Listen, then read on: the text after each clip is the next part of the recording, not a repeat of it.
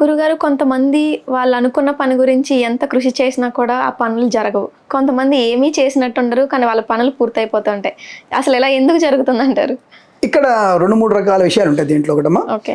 జన్మజాతక స్థితి ఒకటి ఉంటుంది. అంటే ప్రతి వ్యక్తికి జన్మజాతకం, జన్మ లగ్నము, నక్షత్ర యోగము ఇవన్నీ ఉంటాయి. ఈ జన్మ లగ్నం నుంచి 9వ స్థానం, అంటే 9వ స్థానం అంటే భాగ్యస్థానం అంటారు దాన్ని. ఓకే. ఈ 9వ స్థానం భాగ్యస్థానము ప్లస్ 9వ స్థానం పితృస్థానం కూడా.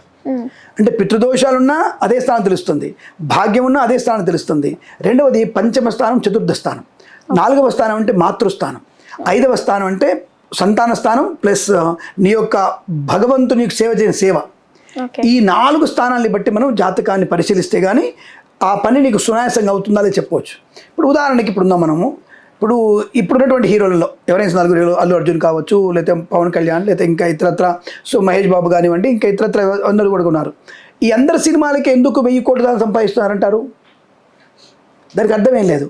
పోనీ చిన్న సినిమాల కథలు బాగలేవా? బ్రహ్మాండ కథలు కూడా ఉన్నాయి.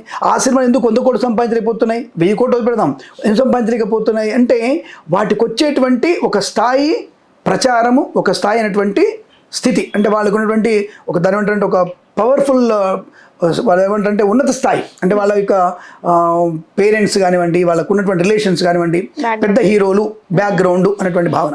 ఇక్కడ కూడా జాతకంలో కూడా మనకి ఈ జాతకాలు ఈ 4 స్థానాలు బలంగా ఉంటే బ్యాక్గ్రౌండ్ బాగా ఉన్నట్టు. ఈ బ్యాక్గ్రౌండ్ బాగా ఉన్నప్పుడు ఏంటంటే ఆటోమేటిక్గా మనం ఏ పని చేయకుండా సునాయాసంగా అయిపోద్ది.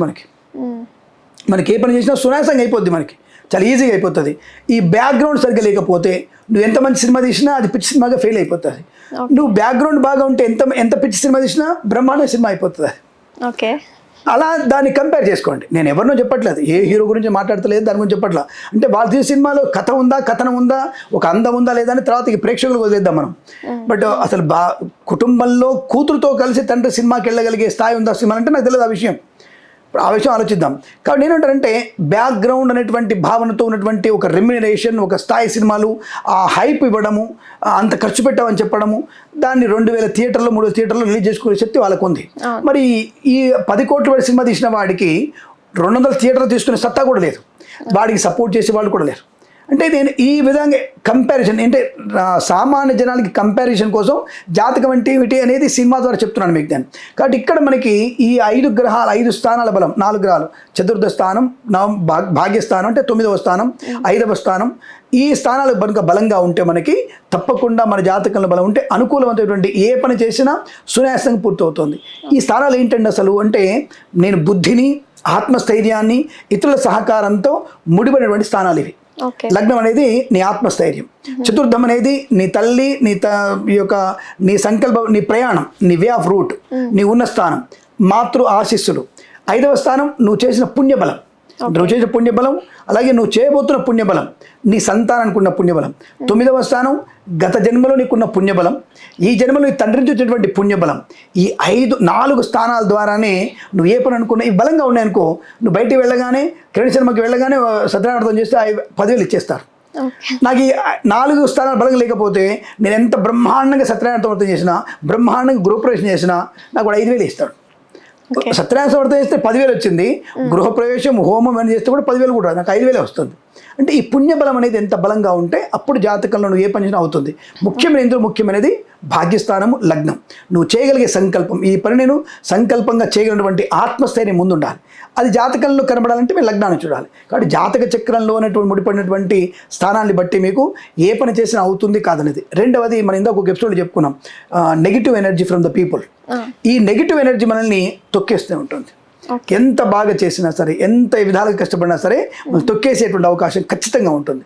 కాబట్టి ఆ దృష్టిదోషాలు లేకుండా 10 మందిలో జాగ్రత్తగా ఉంటూ వాళ్ళ నోళ్ళలో పడాలి మనం. కానీ మంచి వాళ్ళు అనేటువంటి పేరు పడితే మనకి శుభం జరుగుతుంది. వీడు కక్కుతోడరా, వీడు చెడ్డోడరా అనిపించుకుంటే నష్టం కలిగే అవకాశం. కాబట్టి జన్మజాతక బలం ఉండాలి, 10 మందిలో గౌరవాన్ని పొందుకోవాలి. ముఖ్యమైనది ఇప్పుడు చెప్పేది దానగుణం. నువ్వు తెచ్చిన వస్తువులు కానీ, తెచ్చినటువంటి ధనంలో కానీ కనీసం 5% దానం ఇవ్వగలిగే శక్తి నీకు ఉండాలి. ఎప్పుడైతే నువ్వు దానం ఇవ్వగలుగుతావో ఆ దానం వల్లనే ప్రయోజనం ఉంటుంది, నీ పుణ్యబలం పెరుగుతుంది, నీ కుటుంబ గౌరవం పెరుగుతుంది. నువ్వు అనుకున్న పని ఇవాళ 100 రూపాయలు వస్తే 10 రూపాయలు దానం ఇచ్చావు, రేపు 1000 రూపాయలు వస్తుంది ఖచ్చితంగా. 1000 రూపాయలు 100 రూపాయలు దానం చేసావు, నెక్స్ట్ 1,00,000 రూపాయలు వస్తుంది. ఆ 1,00,000లో దానం చేసే గుణం నీకు ఎంత ఉంటే అంత ధనవృద్ధి, అంత గౌరవాన్ని పొందుకునే అవకాశం ఉంటుంది. కాబట్టి దానం, అలాగే అంతకంటే ముఖ్యమైనది తపస్సు. ఓకే. నువ్వు భగవంతుడు నిరంతరంగా జపం చేయాలి. నీకున్నది ఎవరు? అమ్మ నాన్న కనబడుతున్న ప్రత్యక్ష దైవాలు, వాళ్ళు నిరంతరంగా పూజించండి. తదుపరి నువ్వు నమ్ముకున్న దైవం, నువ్వు నమ్మేదో ఇష్టదైవం వెంకటేశ్వర స్వామి లేదా శివుడు ఎవరైనా సరే, ఎప్పుడైనా ప్రార్థన చేసావా? బయటికి వెళ్తున్నప్పుడు ఒక్క క్షణం నమస్కారం చేసుకున్నావా? అంటే మొన్న మనం వరల్డ్ చెస్ ఛాంపియన్షిప్లో వెళ్ళినప్పుడు గుకేష్ అన్నటువంటి తను మన భారతీయుడు, చెన్నై వాడు పోట్లు గెలిచాడు అబ్బాయి. అబ్బాయి మీరు చూసారో లేదో, అసలు స్టార్టింగ్ నుంచి అబ్బాయి ఒక క్షణం భగవంతుని ఆరాధన చేసుకొని అతని సంకల్పంలోకి వెళ్తున్నాడు. గెలుస్తాడు తర్వాత విషయం, తనకేంటి, తనకు ఆత్మస్థైర్యం ఉంది, తను వస్తున్న నడకలోనే ధైర్యం ఉంది అతనికి. తను ఆ చెస్ ఆడడానికి ఫైనల్ రౌండ్లో చెస్ ఆడడానికి వస్తున్నప్పుడు వచ్చే నడక కాన్ఫిడెంట్గా ఉన్నాడు. అంటే అది తప్పకుండా తను గెలిచిన నమ్మకం, అది దేవుడు తర్వాత విషయం, కానీ నమ్మకం ఉంది. ఎందుకు? తల్లిదండ్రులు బ్లెస్ చేసి పంపించారు, ఆ నమ్మకం బలంగా ఉంది. రెండో తనకు తాను నమ్మకం ఉంది. ఇప్పుడు వచ్చి కూర్చున్న తర్వాత టేబుల్ ముట్టుకొని నమస్కారం చేసి తను ధ్యానం చేసుకున్నాడు, మంచి విభూతి పెట్టుకున్నాడు. తన సంకల్పం, సరే నేను హిందువేతరులు నేను బుట్టు పెట్టుకొని చెప్పట్లా, వాళ్ళ పనులు వాళ్ళు, వాళ్ళ ధ్యానాన్ని వాళ్ళు చేసుకోండి, వాళ్ళ దైవాన్ని వాళ్ళు నమ్ముకోండి. కానీ ఎక్కడైనా సరే ఆ దైవాన్ని నమ్ముకోవాలిగా. నేను దైవం లేడు దేవుడు లేడు అంటే ఎట్లా కుదురుతుంది? నువ్వు నమ్మిన దైవాన్ని నువ్వు పూజ చేసుకొని సంకల్పం చేసుకుంటే గెలుపు నీ పక్కనే ఉంటుంది. అంటే ఓడిపోమా అంత ప్రతి ఒక్కరు దాని మీద గెలుస్తారంటే ఏమో గెలవచ్చు, ఐఐటీలు అందరూ ఫస్ట్ ర్యాంక్ రావచ్చు, రావద్దని ఎందుకు అనుకుంటాం మనం? కాబట్టి నీ సంకల్పంలో దైవత్వాన్ని, తల్లిదండ్రుల ఆశీర్వచనాన్ని పొందుకుంటే సక్సెస్ బాగా ఉంటుంది, నువ్వు అనుకున్నది సాధించగలిగే అవకాశాలు ఖచ్చితంగా ఉంటాయి. ఇది నేను చెప్పేస్తున్న వివరణ. అంటే ఇప్పుడు మీరు చెప్పిన దాన్ని బట్టి జాతకం మనది ఎంత నెగిటివ్గా వరస్ట్గా ఉన్నా మనం చేసే మంచి పనుల వల్ల మారుతుంది అని అంటున్నారు. తప్పకుండా జన్మజాతకంలో గ్రహాలు బాగాలేకపోతే తల్లిదండ్రుల యొక్క ఆశీర్వచనం, భగవంతుని యొక్క సంకల్పం, నీ సంకల్పము, భగవంతుని అనుకూలత, ఈ మూడు వల్ల జన్మజాతకం బాగాలేకపోతే ఇవన్నీ బాగా ఉండాలి. ఈ రెండు బాగాలేకపోతే నువ్వు ఏది చేసినా పని పూర్తవదు, ఏ పని ముట్టుకున్నా మట్టి పాలవుతుంది. అది కర్ణుడి దానికి ఉదాహరణ కర్ణుడే. ఎన్నో వరాలు ఉన్నాయి ఆయనకి, కానీ అన్ని నిర్వీర్యాలి ఆయనకి. కారణం తన పాపకర్మలో ఉన్నాడు కాబట్టి, పాపం మూటగట్టుకున్నాడు కాబట్టి, పాపాత్మల దగ్గర ఉన్నాడు కాబట్టి. అంతే. అందుకనే నువ్వు ఉండే స్థానం ఏంటి, నీ సంకల్పం ఏంటి, నీ తల్లిదండ్రులను ఎంతవరకు నువ్వు ప్రేమిస్తున్నావు, ఇవన్నీ చేసుకుంటే సక్సెస్ నీది గ్యారంటీగా ఉంటుంది, 100% సక్సెస్ ఉంటుంది.